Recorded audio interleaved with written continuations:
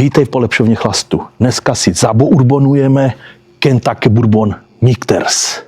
Palírna Michter's skořeny až v roce 1753. Samotný název vznikl v roce 1942 spojením dvou křestních jmen Michael a Peters. Ovšem novodobá historie začíná až v roce 2015. Tohle je Michter's Sour Mash s cenovkou kolem 1400.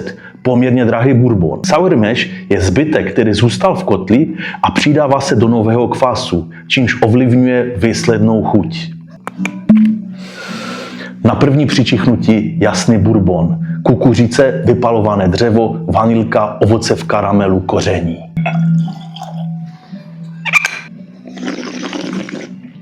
A co v chuti?